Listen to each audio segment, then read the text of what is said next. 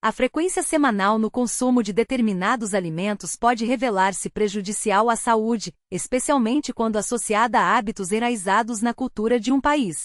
No Reino Unido, a tradicional combinação de peixe e batatas fritas, embora emblemática, figura entre os principais fatores que contribuem para o crescente índice de obesidade e problemas metabólicos da população. Para aqueles que residem no território britânico há algum tempo, a coexistência entre a predileção por esse prato e os riscos à saúde torna-se evidente. Mais do que uma refeição, o fish and chips representa uma prática cultural, um elo com memórias e costumes.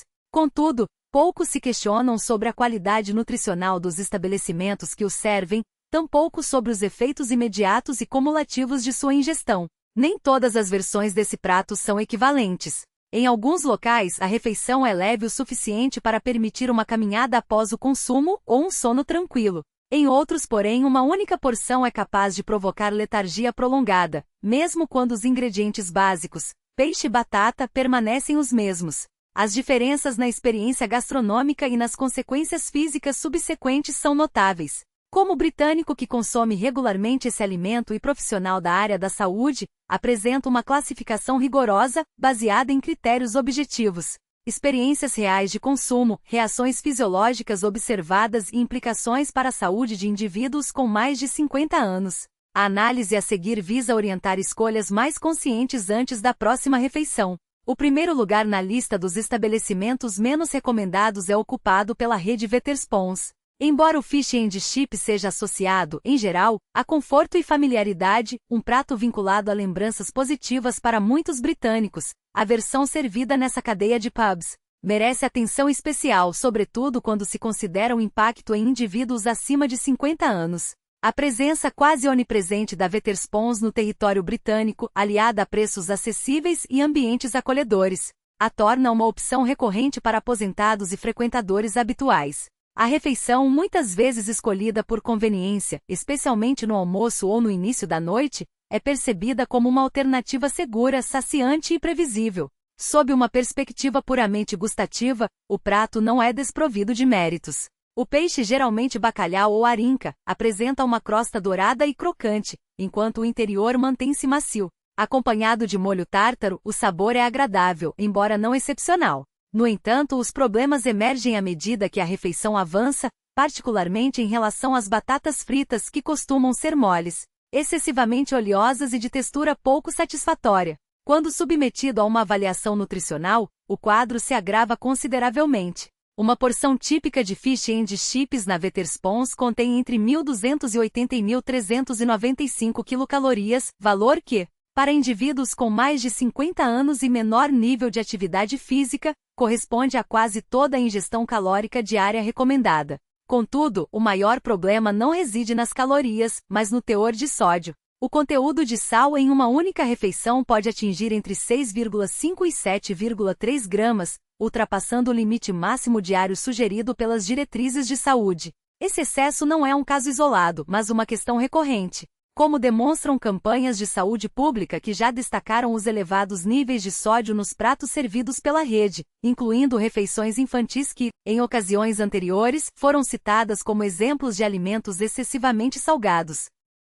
Para um organismo com mais de 50 anos, tal concentração de sal não se limita a um dado estatístico. Os efeitos são imediatos e tangíveis: elevação da pressão arterial, retenção de líquidos, sensação de inchaço, cefaleia e distúrbios do sono. Associado ao alto teor de gordura e ao volume generoso da porção, o consumo frequente pode resultar em refluxo, digestão lenta e fadiga prolongada, cujos efeitos se estendem ao dia seguinte. Quando repetido semanalmente, o impacto cumulativo torna-se ainda mais preocupante. É fundamental esclarecer que se a avaliação fosse conduzida exclusivamente sob a ótica de um crítico gastronômico, a posição da Wetherspoons poderia ser distinta. O peixe não é de má qualidade, os preços são razoáveis e o ambiente é adequado ao público mais velho. No entanto, enquanto profissional da saúde, é imprescindível considerar as repercussões concretas no organismo. Nesse contexto, o fish and chips servido pela rede caracteriza-se por um teor excessivo de sal, uma composição pesada e um potencial risco quando incorporado como hábito regular para indivíduos acima de 50 anos. Por essas razões, ocupa a última posição nesta classificação. O segundo estabelecimento a ser analisado, embora menos prejudicial que o anterior, ainda não atende aos critérios mínimos para justificar uma segunda visita: a rede Deep Blue Restaurantes. Existem locais onde, ao término da refeição, persiste a dúvida se a cozinha não estava em um dia atípico. Em outros, porém, bastam algumas garfadas para constatar que não há motivo para retornar. O Deep Blue enquadra-se nessa segunda categoria, não por apresentar riscos graves ou por adotar uma proposta gastronômica ousada, mas simplesmente pela qualidade insatisfatória que não justifica novas tentativas. A rede, com sua identidade padronizada e presença em diversas cidades, transmite uma falsa sensação de confiabilidade, especialmente entre o público mais velho. Ao adentrar um de seus estabelecimentos, as expectativas são modestas: uma porção quente e crocante de peixe com batatas fritas, capaz de proporcionar saciedade. No entanto, é justamente a simplicidade dessas expectativas que torna a decepção ainda mais evidente quando o prato é servido. Os problemas do Deep Blue não residem em detalhes complexos, mas em falhas elementares. Com frequência, o peixe chega à mesa já frio, especialmente nas opções para viagem. A crosta, em vez de crocante, apresenta-se mole, encharcada e gordurosa. As batatas fritas, por sua vez, são flácidas, saturadas de óleo e exalam um odor característico de fritura reciclada antes mesmo de serem consumidas. A textura do peixe é inconsistente, desmanchando-se com facilidade e perdendo a firmeza esperada. O tempero varia entre o insosso e o excessivamente salgado, sem qualquer uniformidade, algo inesperado em uma rede de grande porte. O aspecto mais desagradável, contudo, é a rapidez com que a insatisfação se instala. Não se trata de uma refeição que, após consumida em grande quantidade, provoca arrependimento. A decepção surge já nos primeiros bocados, quando se percebe que algo está errado. O interesse em continuar diminui, e o prato é finalizado apenas por obrigação, seja para evitar o desperdício, seja por já ter sido pago. Embora o fish and chips seja um prato simples, quando servido frio, empapado e oleoso, qualquer discussão sobre valor nutricional ou benefícios à saúde torna-se irrelevante. A refeição, nesse caso, limita-se a ser inadequada e desprovida de mérito.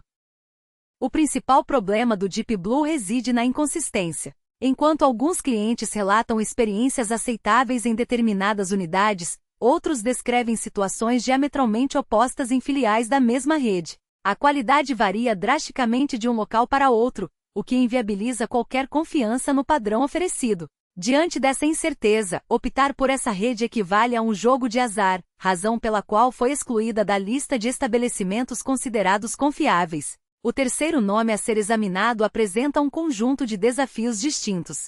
Trata-se do Deachali, cujo prato, antes mesmo de ser provado, já transmite uma sensação de cansaço ao ser visualizado no prato.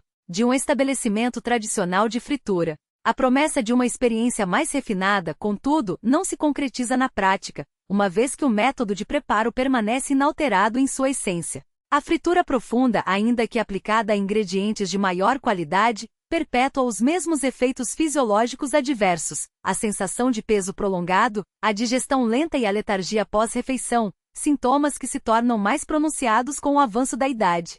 O que agrava essa contradição é a percepção de que Fishworks opera sob uma lógica de marketing que prioriza a aparência em detrimento da substância. A apresentação impecável dos pratos, o discurso sobre sustentabilidade e a ambientação cuidadosamente projetada criam uma expectativa de superioridade que, ao final, não se sustenta. O consumidor, especialmente aquele com maior discernimento, percebe que o diferencial reside mais na embalagem do que no conteúdo. A ausência de uma abordagem culinária que efetivamente alivie o impacto da fritura, seja por meio de técnicas alternativas de cocção, seja pela redução da quantidade de gordura absorvida, revela uma lacuna entre a proposta e a execução. Outro aspecto que merece atenção é a inconsistência na experiência oferecida. Enquanto alguns estabelecimentos da rede mantêm um padrão elevado de frescor e textura, outros apresentam variações significativas, particularmente no que diz respeito à crocância da massa e à temperatura dos acompanhamentos.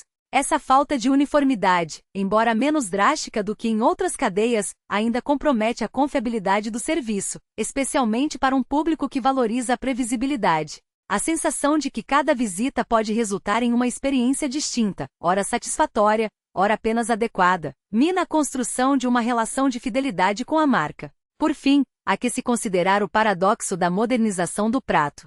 Fishworks representa uma tentativa de elevar o fish and chips a um patamar mais sofisticado, adaptando-o às demandas contemporâneas por transparência na origem dos ingredientes e por práticas gastronômicas mais conscientes. No entanto, ao preservar a estrutura tradicional do prato, a fritura como método central, a rede acaba por perpetuar os mesmos problemas que buscava superar. O resultado é uma proposta que oscila entre o inovador e o convencional, sem lograr uma síntese verdadeiramente transformadora. Para o consumidor maduro que busca não apenas qualidade, mas também uma refeição que respeite as limitações do organismo, essa ambiguidade torna-se um obstáculo difícil de ignorar. Experimentações desnecessárias. O que se observa é uma adesão rigorosa aos princípios fundamentais do prato, executada com precisão técnica e respeito à matéria-prima. A fritura, embora ainda presente como método de cocção, é realizada de maneira a preservar a integridade do peixe, evitando a saturação excessiva de gordura. O resultado é uma textura crocante, porém equilibrada, que não se sobrepõe ao sabor natural do alimento. Além disso, a abordagem de franquias em relação aos acompanhamentos merece destaque. As batatas, embora fritas, são cortadas em formatos mais espessos, o que reduz a área de contato com o óleo e, consequentemente, a absorção de gordura. A salga é moderada, permitindo que o consumidor ajuste o tempero conforme suas necessidades, sem a imposição de padrões excessivamente salgados. Essa atenção aos detalhes reflete uma compreensão mais ampla do que significa oferecer uma refeição que, embora tradicional, não negligencia as demandas de um público que prioriza o bem-estar. No entanto, mesmo com esses avanços, franquias não escapa inteiramente das limitações inerentes ao modelo clássico de fish and chips. A fritura, por mais controlada que seja, ainda representa um desafio para aqueles que buscam uma alimentação mais leve. A ausência de alternativas de cocção, como grelhados ou assados, restringe as opções para quem deseja evitar o consumo excessivo de óleos. Além disso, a localização remota do estabelecimento limita seu acesso a uma parcela significativa de consumidores, tornando-o mais uma referência de excelência do que uma solução prática para o cotidiano. Ainda assim, a presença de franquias nesta lista serve como um lembrete importante: a qualidade não precisa ser sacrificada em nome da conveniência. O estabelecimento demonstra que é possível elevar o padrão de um prato tradicional sem descaracterizá-lo, desde que haja comprometimento com a execução e sensibilidade às necessidades do público. Para o consumidor maduro, que valoriza tanto a autenticidade quanto a moderação, essa combinação é particularmente valiosa, ainda que não resolva por completo as contradições do modelo alimentar vigente. Perfeito. Sua proposta não se limita a atender às expectativas convencionais, mas sim a oferecer um equilíbrio refinado entre prazer gastronômico e responsabilidade nutricional, algo que se alinha de maneira singular às demandas de um público que prioriza tanto a qualidade quanto a moderação. A abordagem adotada por Papers transcende a mera apresentação de um prato tradicional. Ela incorpora uma filosofia de consumo consciente, na qual a transparência e a adaptabilidade são pilares fundamentais. A divulgação precisa do valor calórico, por exemplo, não se restringe a uma estratégia de marketing, mas sim a um reconhecimento de que o consumidor maduro busca autonomia em suas escolhas alimentares.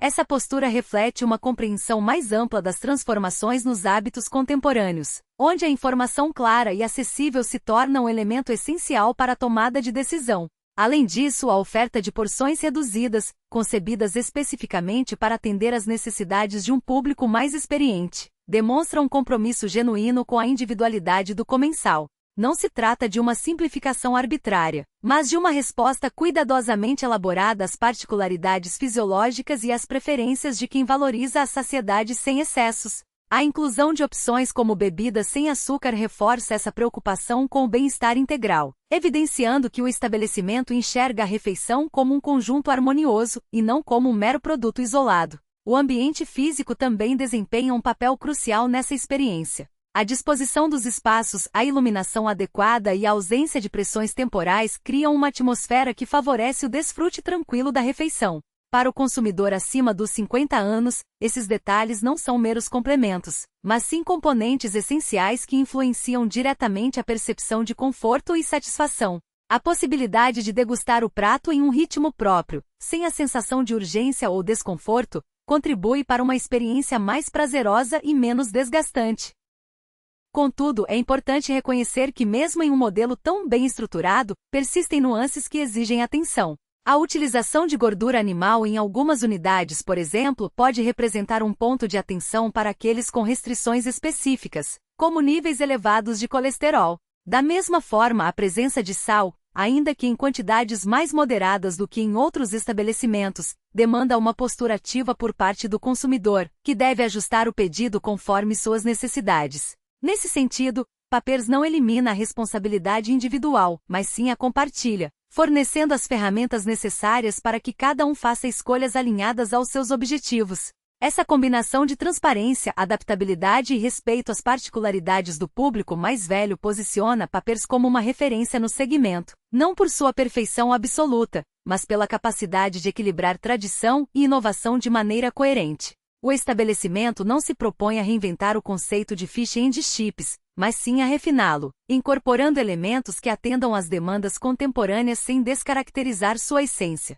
Para aqueles que buscam uma experiência gastronômica que una sabor, moderação e consciência, essa abordagem se revela não apenas satisfatória, mas também exemplar. Perfeito! Não se trata do estabelecimento mais saboroso, do mais acessível em termos de custo ou do mais renomado. Trata-se antes daquele que oferece ao comensal um senso de controle. Em um setor no qual a maioria dos estabelecimentos adota fórmulas padronizadas para atender a um público genérico, o Papas destaca-se por questionar, de forma genuína, quais são as necessidades reais de seus clientes, em especial aqueles com mais de 50 anos. Esta avaliação não pretende estabelecer uma hierarquia absoluta, tampouco emitir um juízo definitivo sobre o que é certo ou errado para todos.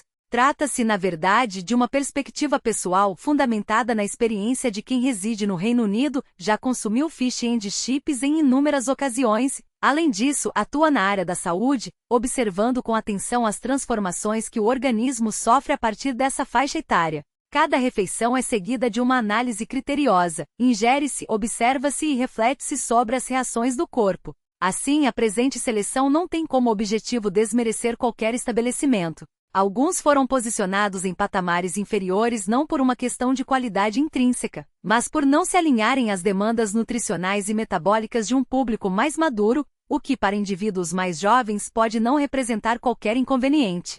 Por outro lado, os locais melhor classificados não são necessariamente aqueles que agradam ao paladar de todos, mas sim aqueles em que, ao final da refeição, persiste a sensação de bem-estar, sem arrependimentos ou desconfortos subsequentes. Cabe questionar: a concordância com essa ordenação? Existem estabelecimentos que, em sua opinião, foram avaliados com excessivo rigor ou, ao contrário, com demasiada indulgência? Há algum local cujas porções, mesmo após décadas de consumo, ainda proporcionam satisfação sem sobrecarregar o organismo? Seria enriquecedor conhecer outras perspectivas, especialmente de quem também ultrapassou a marca dos 50 anos. As contribuições compartilhadas nos comentários não precisam convergir para um consenso, mas podem oferecer insights valiosos para que outros comensais façam escolhas mais conscientes. Este tipo de análise não se propõe a defender restrições extremas, mas sim a promover o prazer gastronômico com responsabilidade, assegurando que a tradição culinária britânica possa ser desfrutada por muitos anos, sem prejuízo à saúde.